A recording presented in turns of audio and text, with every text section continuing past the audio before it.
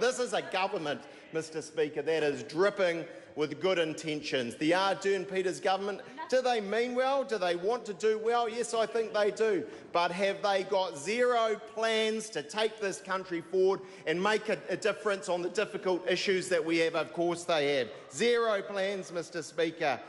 As I say, Jacinda Ardern, I think, cares, but the team has nothing. So what do? Well, they reheat our programs, and Mr Peters has been part of it.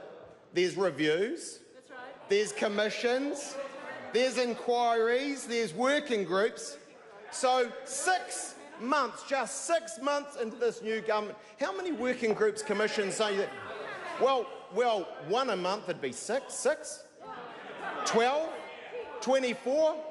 Mr Speaker, 45 reviews, commissions, working groups, and yet no real plans, no homes from the minister sitting over there, not a single one started under his government, no new transport initiatives, Phil Twyford, no trees from Shane Jones, absolutely no plan and no clarity for this country over the next 2.5 years. I'll tell you, some people are happy with this government. If you're a consultant who writes reports in Wellington, you're doing really well. If you're importing paper for the commissions of inquiry, your business is going through the roof, but most New Zealanders know, Ron Mark, there is zero progress under this government. There's very little happening. After 9 long years in opposition, Ron Mark got better at Sudoku, but he didn't do the work required. They had 4-day weekends. They didn't do the policy required to make sure they had a government with initiatives of taking New Zealand forward and making a difference. They have achieved one thing. Ron Mark, Winston Peters, Jacinda Ardern have achieved one thing in their short 6 months in government.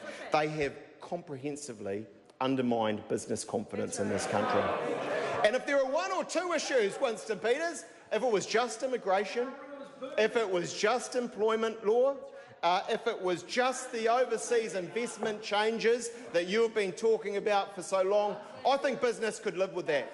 Because business and the jobs they created, they know that they can take a few changes and they can keep on moving. They want to work with the government. That's what they tell me. They want to be there with the government. But this week alone, this government has taken a wrecking ball to the New Zealand economy, cavalierly, for political purposes, slicing off a segment of our economy in the oil and gas sector with no clarity about what's happening there.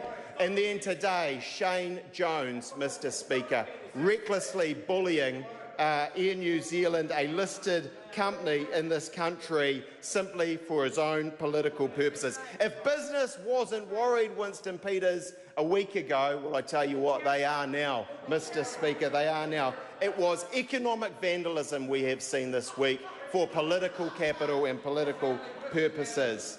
And we won't make those mistakes in this party, Mr Speaker. We know that we have to take the time right now to be out there with New Zealanders, listening to what they're saying, engaging them with them all over the length and breadth of this country, and coming out with a positive set of plans for New Zealand in 2020. We're energised on this side of the House. We know that in 2.5 years we can win the next election and make New Zealand a much, much better place.